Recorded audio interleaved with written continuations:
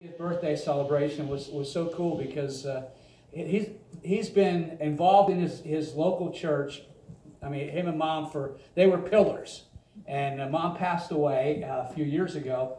But my father-in-law was everything from youth director to deacon to head usher, and window washer, whatever. And it was so neat to watch as their church had a celebration to recognize him through the years, and he was like a kid in a candy shop. It was so much fun watching him. But right now he's recovering from some minor surgery. But when you're 90, there is no such thing as minor surgery. Mm-hmm. And I'm going to say this: no, when you're my age, there's no such thing as minor surgery. Okay. Anytime they get that needle, I'm out of here. But I love the ministry that God has called me to. I love pastoring, but I absolutely love working for the Billy Graham Evangelistic Association. And for me, it's an incredible honor. And I've had people ask me in the last few months, Don, what's going on in the ministry since Billy passed away? The same thing that was going on when he was here. But I'll give you a little update in a moment, but I do want to share this. I had one of the greatest honors of my life was to serve at Dr. Graham's funeral. And I was working in California a lot this year, and I had just gotten to my hotel room in Bakersfield at some ungodly hour of like 2 a.m. And I went to sleep, and all of a sudden, within 3 hours, my phone is buzzing. People, did you hear? Billy's passed away. Did you hear? Billy's passed. And, after the fourth phone call, it's like, yes, I've heard. And my boss calls me and he says, Don, I know you just arrived in Bakersfield, but we need you to, we're going to change your tickets, and we need you to go home and get some suits. And we're sending you to, you're going to work in Washington, D.C., and then you'll come to Charlotte. I had the privilege of being there in Washington, D.C. While Billy was laid in state. And I had such an important job. Here's what my job was. Over that way, folks, over that way. But I was honored to do that. And then in Charlotte for the funeral itself, I've never witnessed anything quite like it. When you have the president and the vice president coming, security, oh boy, was that tight. Yeah. And they shut down all of Billy Graham Parkway, which is a main highway getting to the airport, for I think it was at least 14, 16 hours. Jeez. And it was all over the news, don't go that way. But I watched the Secret Service people, just wiping that area clean, making sure of that there was nothing there that could bring harm to the president. The airspace above was shut down, and then I look out I look around some buildings and okay, those are snipers up there. The security was incredibly tight, and I had a couple of jobs that I did there. One was I was checking people in after they came through security, and just before that started happening, there was some carpeting there. It was an outdoor event, and it was kind of sticking up, and they tried to duct tape it down. Dumb move. They should have just taken it away because people were coming in and they're tripping. And so I checked some people in, and before I could say, please watch your step, I don't know if any of you know who Larnell Harris is, the gospel singer. Yeah. Well, Larnell Harris comes in, and he's looking around, and all of a sudden he trips. Oh, no. And he falls forward right into my arms. Oh, my. And we have this awkward guy moment. And he looks at me and goes, brother, I wasn't trying to kiss you. I said, if you were, I'd have slugged you in Jesus' name. And so Larnell and I had a great laugh together. I will tell you that afterwards, he came up to me and he says, I'm still really embarrassed by this, but can I have your card? And so I gave him my card, and about 2 weeks later, a box arrived at my home with all of his CDs. Yes. Yeah. Okay. So that was amazing, but I also was asked to take care of a few dignitaries, and I had the privilege of watching out for former Congresswoman Michelle Bachmann from Minnesota and her husband Marcus. I've known them for the last few years. And then I had Sarah Palin that I was watching out for. And I want to tell you, they were all very nice and very gracious. And people said, "Did you get near the president?" No. But I did get to have a word with Vice President Pence, who I met when he was governor, and we had a nice exchange. But I want to tell you that the life and the legacy of Billy Graham is incredible. There's only been one like him, and for our government, our president to give the order for him to be laid in state was incredible. And here's the exciting thing, for me, there were thousands and hundreds of thousands of people watching online, watching the funeral. And there have been thousands of people that have made a commitment to Christ through Billy Graham's funeral. So even in his death, the gospel was going forth. And so, but I want to tell you that we haven't missed a beat. In fact, Franklin has been running the ministry for more than 20 years, and he's just a very, very unique person. We're here, but he's saying 5 steps, 10 steps down the road. And so in 2016, or actually it was 2015, when Franklin pulled us in and said, "Guys, I really feel that God's calling me to go to every state capital and hold a prayer rally before the election." I mean, I remember thinking, like, how are we going to do that? Well, we did it. And tens of thousands of people came to pray for America. And so when that was all done, I'm going back to working the My Hope outreach again. And no. Franklin says, "I really feel we need to keep doing this because the country's still in trouble and we need to get people together to pray for the country." So instead of going to state capitals, we're going to go to mid-sized cities. Instead of at noon, we're going to go in the evening and have rallies. But I'm also going to bring in a headline musician and we're going to preach the gospel. And so we did this in 2017, 5 cities in Tennessee in the spring, and then 7 cities last year in Texas. And when we finished the Texas tour, Franklin looks at us and says, "Okay, gang, that was just to learn how to do it for the next real big thing." Because he looks at us and he says, "We're going to the West Coast in 2018. Good. And so here we go. We did a 10-city tour, south to north in California. Every night, we'd have these rallies, and thousands of people were coming. 7, 8, 9, 10,000 people. I had 2 cities in California, Bakersfield, California, and then I also had Fresno, California. Now, before I left, I told a bunch of my friends, "You got to pray for me because I'm going out to where all the granolas are. The fruits, nuts, and flakes." I mean, that's my opinion of California. I mean, I'm an Ohio guy. I grew up in Pennsylvania. I married a Buckeye. This is home. When I think of those crazy people out there in California, it's like, oh, you got to pray for me. Well, what I found out, though, is the San Joaquin Valley of Bakersfield and Fresno and Modesto, that area, is very conservative. And because of what happened with the Dust Bowl in the 30s, and then the Depression, and then after World War II, there was a migration into that area. And so I had to repent of thinking that they were all great Fruit Loops out there. But I found some wonderful people, and I have to tell you never know what's going to happen in these rallies. But in Bakersfield, they packed out this amphitheater area, and we even had people across the lake sitting there listening. There were over 9,000 people that showed up and filled a space that was normally for about 5,000. And it was amazing. Fresno, California, we had a huge crowd there as well on Memorial Day, and it was 105 degrees. Now, I don't know why Franklin did this. He's wearing a suit. And then he's complaining about how hot he is. I'm thinking, like, brother, okay.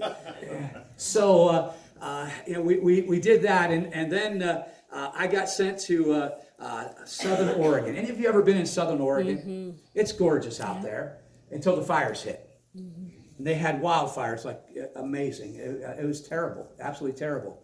But there in Southern Oregon, we had over 9,000 people show up in spite of the smoky conditions. And that night, over 400 people made a commitment to Christ. So we're continuing this, and because Franklin said, I want to go to the Blue Wall out west. Well, now we're going to go to the Blue Wall out east.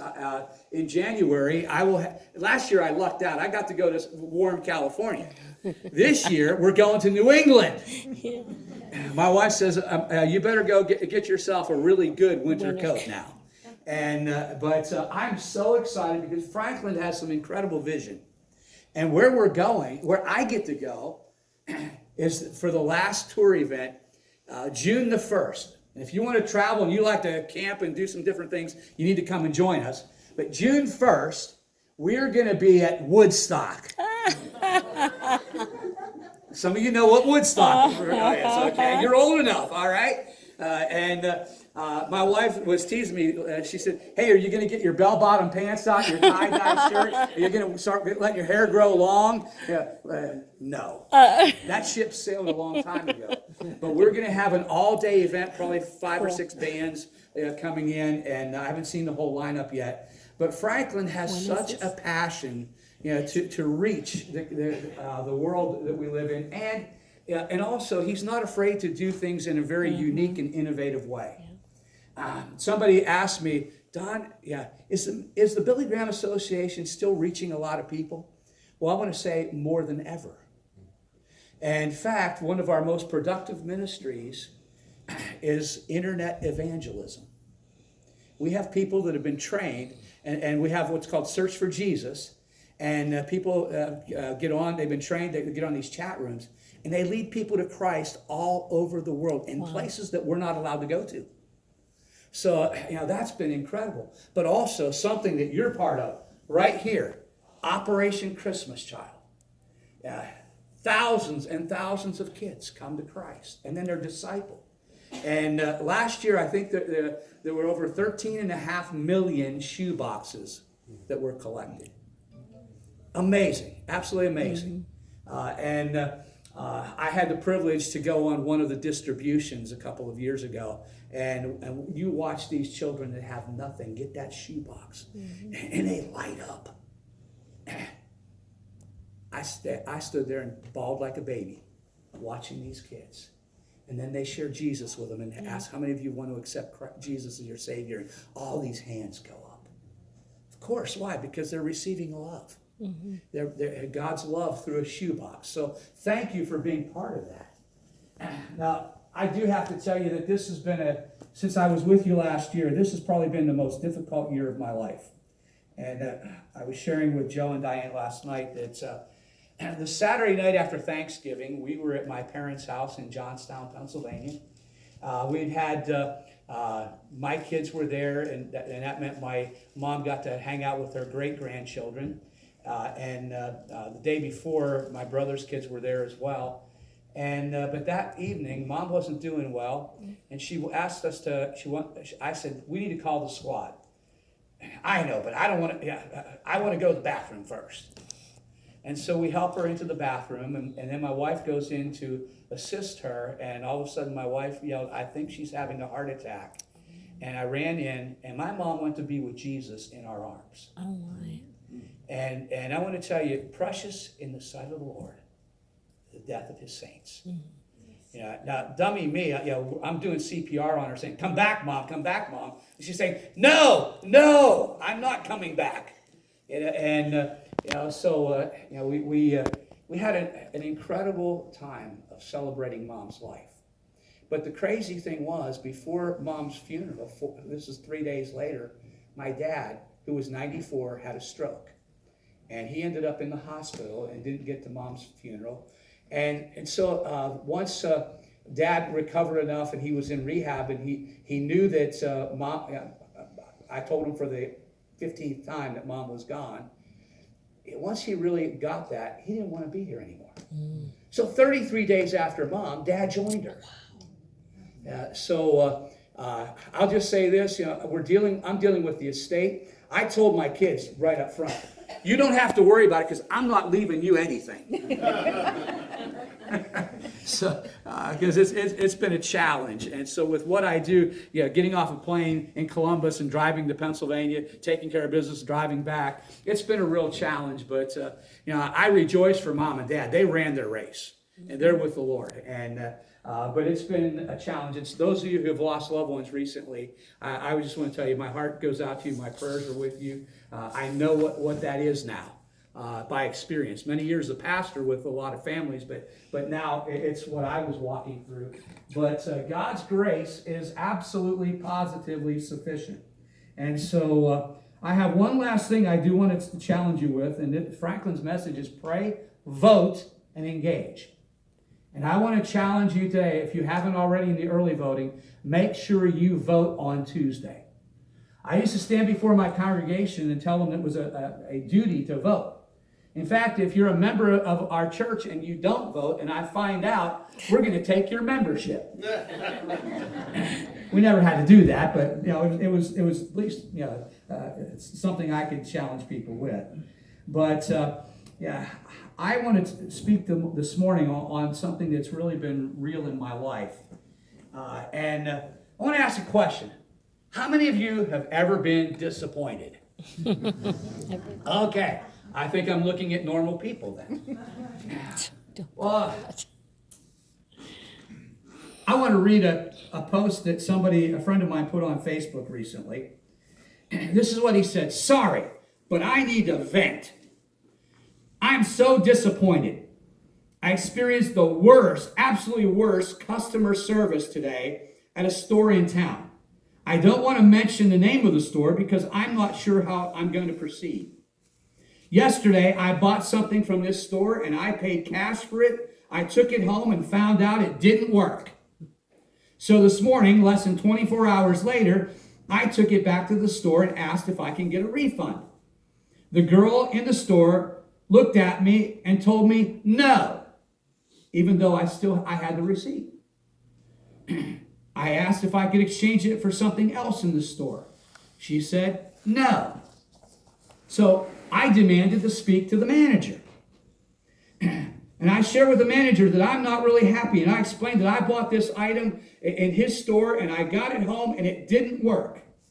The manager just smiled and told me to my face that I was out of luck. No, there's no refund. No free replacement. He looked and he goes, I'm just totally disappointed with this store. And I'll tell you what, I am never, ever going to buy another lottery ticket from that store again.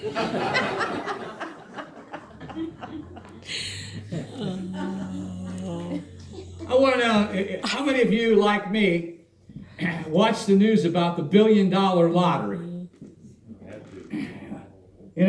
I was watching that, and, I have to admit, there was a little bit of temptation there. It's like, Father, give me those numbers. You know what I could do for the advancement of your kingdom. My wife looks at me and says, don't even bother. And I didn't. But I remember back through the years that I used to sit at my desk and outline what I would do if I won the Publishers Clearinghouse $10 million. You're laughing. You must do the same thing. I make a list of, I can help my kids with this, and I can pay for this, and I can do this. I can help this missionary, and I can do this for the church. And I was always disappointed that I didn't win, because I could do so much good. I was thinking about Christmas. It's only, I think, 8 Fridays away, something like that. And I was thinking about last year at Christmas, I asked for a particular thing for my family. And none of them would buy it for me. I wanted, now I know where we are, and I know who the allegiance to your football teams here, okay?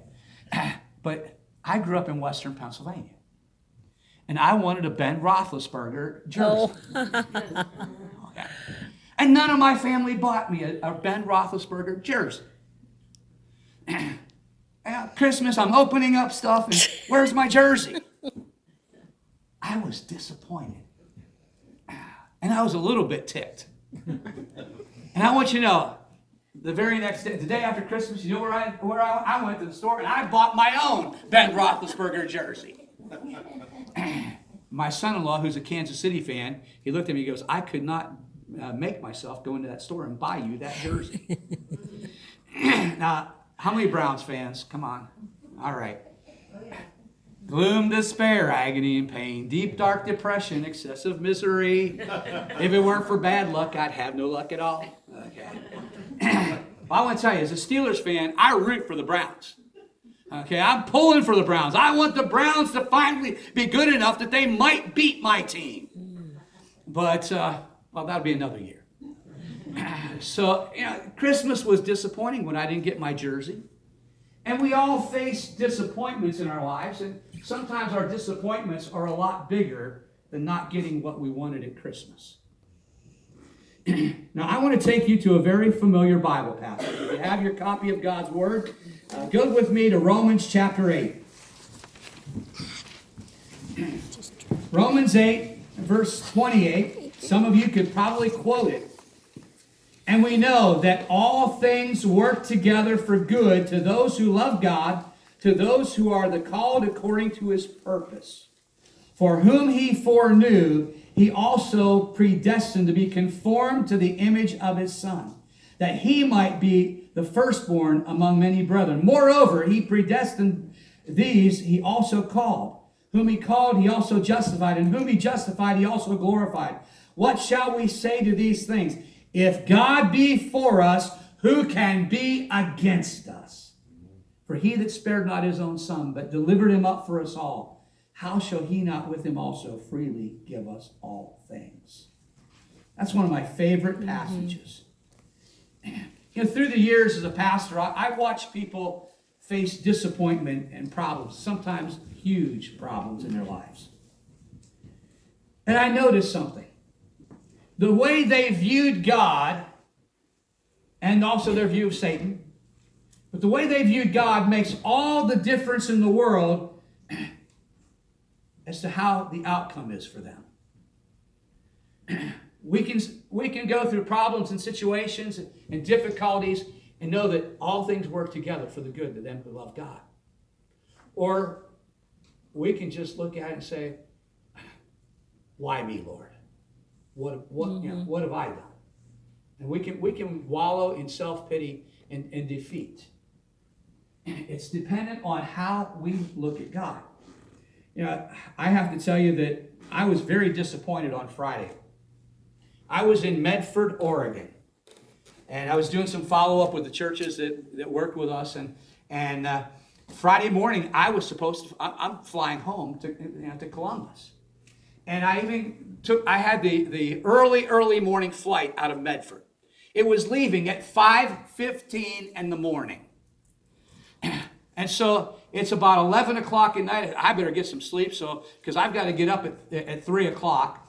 And so just as I dozed off, I hear the ping on my cell phone. And of course I had to look at it, and it was a text from United Airlines that my flight was being delayed. And it wasn't just delayed an hour. That text told me it was going to be delayed 5.5 hours. Now, I want to get home. I haven't seen my wife for a number of days. I want to see my granddaughter. I want to get home. I'm supposed to go to Men's Warehouse on the way home and pick up my new suit and all this. I got to tell you, I was disappointed. I was even more disappointed when I got up, and thankfully I was able to set my alarm a little bit, sleep a little more. But when I got up and it said that it was delayed even more. Ultimately, it was delayed 8.5 hours.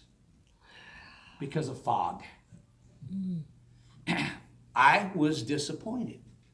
I was a bit upset. but I can't do anything about it. And this scripture comes to my mind. Don, you're preaching about it, so you better live it. All things work together for the good to them who love the Lord. Well, I love God. I'm called according to his purpose. Okay, this is great. So I get to that airport, and I want to tell you what I did. I said, Father, if all things are working together for my good, and I'm going to permit something to take place, that my disappointment in not getting home, I'm going to look for your divine appointments. So I'm sitting in Medford Airport. This couple is sitting next to me. And we get into a conversation. They saw my Billy Graham shirt. Were you part of the group that was here? Yeah, yes. And we got into a wonderful conversation, and they shared some needs in their lives, why they were flying out, and there was some issues with a son and daughter-in-law, and they were going to be with the grandkids, and so I got to pray with them. My disappointment turned into an appointment from God. Oh yeah, I got on that plane. I love airplanes for this reason. I'm sitting next to somebody, for however long we're on that plane, I have a captive audience. Okay. Yeah. Now, some people, they get to, they get on and they put their headphones on. Mm-hmm. They don't want you to talk to them. But if they don't have headphones on, they're fair game. And so I'm sitting next to this young lady who, she's got piercings and tattoos and she, so I get into a conversation with her about faith. I'd like to tell you that she prayed to receive Christ on that plane. She didn't. But you know what? She told me she's thinking about some stuff. My disappointment could turn into an appointment where the gospel could be shared with that young lady. Oh yeah, I got to Denver, and here's a young lady on crutches. And so we get into a conversation there, and finally I mustered up the courage, and I knew she was a Christian, and I said, would you mind if I prayed for you? She looked at me, would you? And tears start rolling down her face. Prayed for the Lord to touch her. She's really frustrated because she's had 3 surgeries on her ankle, and so we prayed. Disappointment became an appointment. And then finally I got on a plane to Columbus, finally on that plane, and sitting right next to me was a family.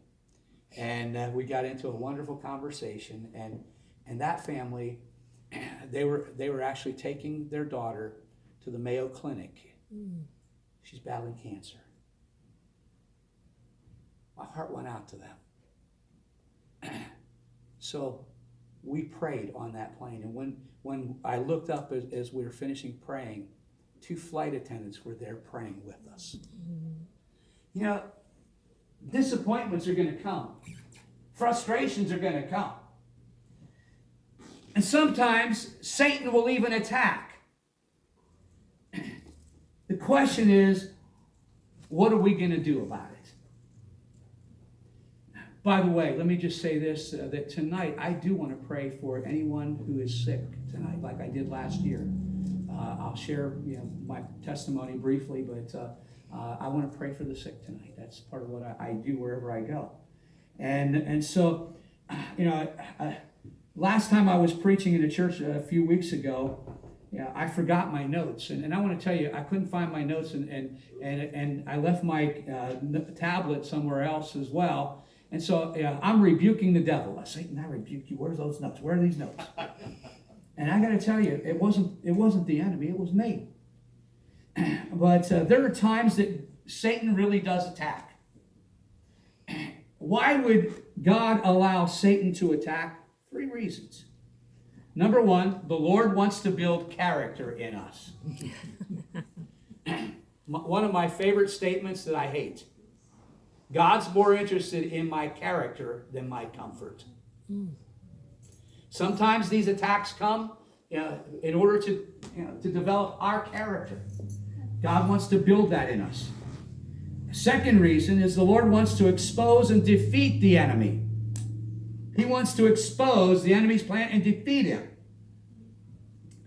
And the third reason is the Lord wants us to occupy territory for his kingdom that was once held by the powers of darkness. I love the fact that we went to California and we were taking back some of those places. We even went to Berkeley and held a rally. Amen. Yeah. I mean, I remember walking on that place. It's I've got the power in the name of Jesus. And we're taking this back. So, in every attack that the Lord allows, blessings are in store for us if we keep our focus. If you have your copy of God's Word, go to Acts chapter 8. I want to focus on a story, and then I'm going to bring this to a conclusion. In Acts chapter 8, the church was seeing great things happen, but all of a sudden, there was great resistance. In Acts 8, verses 1 through 4, it says, Now Paul was consenting to his or Stephen's death. At that time, great persecution arose against the church, which was at Jerusalem. And they were all scattered throughout the regions of Judea and Samaria, except the apostles. And the devout men carried Stephen to his burial and made great lamentation over him. As for Saul, he made havoc of the church, entering every house, dragging off men and women, committing them to prison. Therefore, those who were scattered went everywhere preaching the word. Here was a case where Satan began to attack the church. And I want you to know, those people were just like you, just like me. They were normal people. They hurt. They cried. I'm sure they got scared. They questioned, God, what's the deal? I'm serving you. Why is this happening? Yeah. Have you ever asked the Lord, what are you doing to me?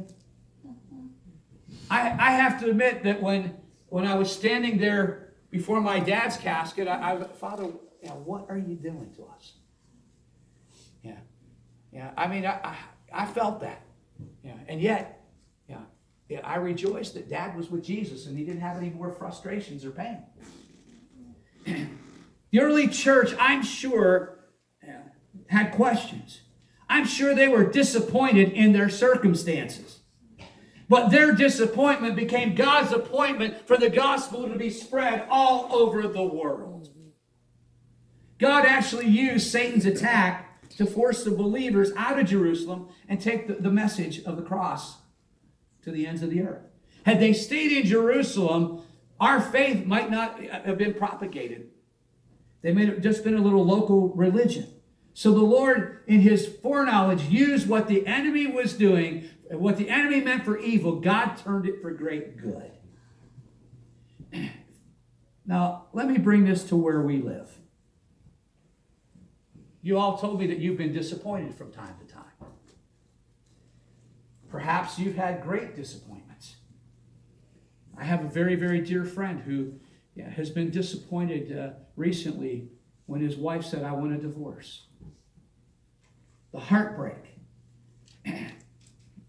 But that disappointment ultimately became Denny's appointment with coming back to Christ. I was thinking about the fact that in 1982, my wife and I were on staff in a very, very large church in western Pennsylvania. And because the pastor had a vision to have a Christian school, that school was basically draining the church financially.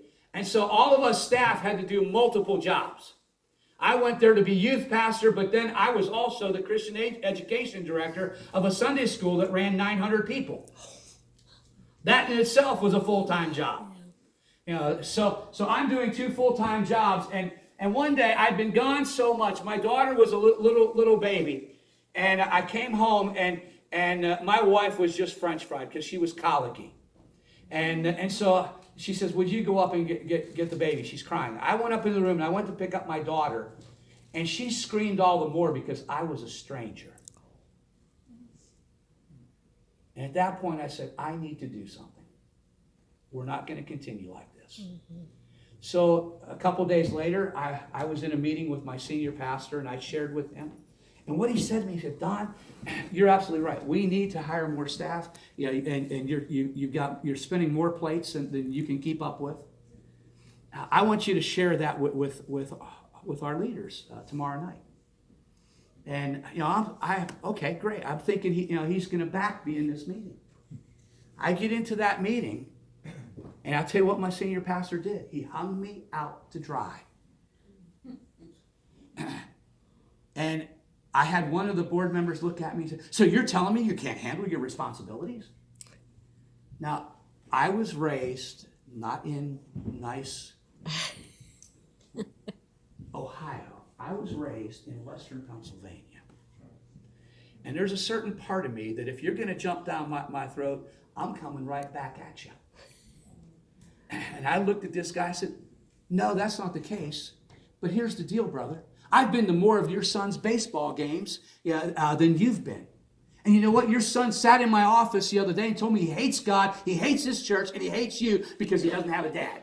And your life is out of order, and you need to resign from this board, and you need to go be a father." Ruh-roh.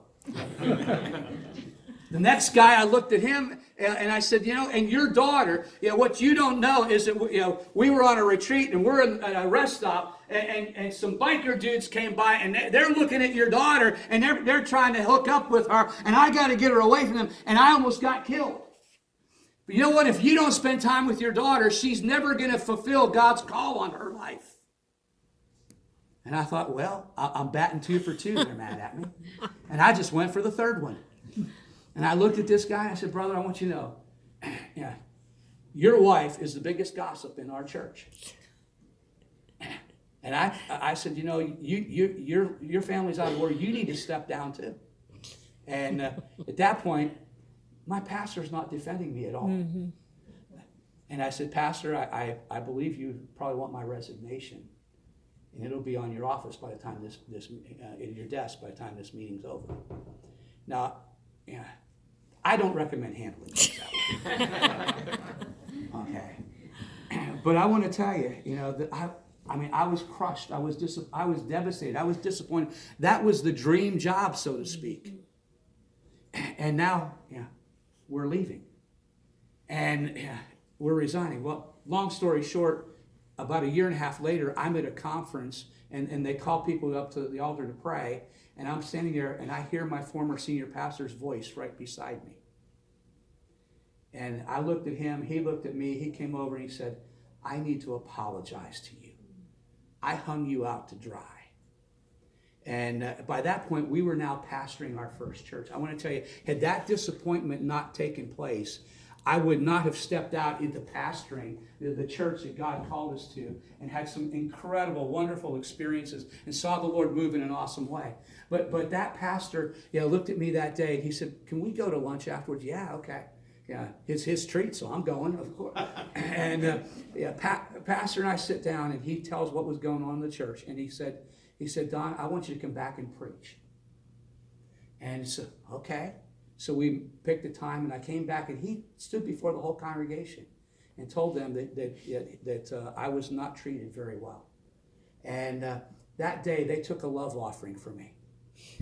They sent us out of there with a check for $14,800, which became the down payment for our first home that we bought. Wow. Yeah, disappointment became God's appointment. Mm-hmm. Now, I will say this. I had to work through a lot of stuff to forgive. But I would never have stepped into being the pastor of Faith Assembly in New Cumberland, Pennsylvania, if I had not had that disappointment come. Have you ever stepped out and believed that the Lord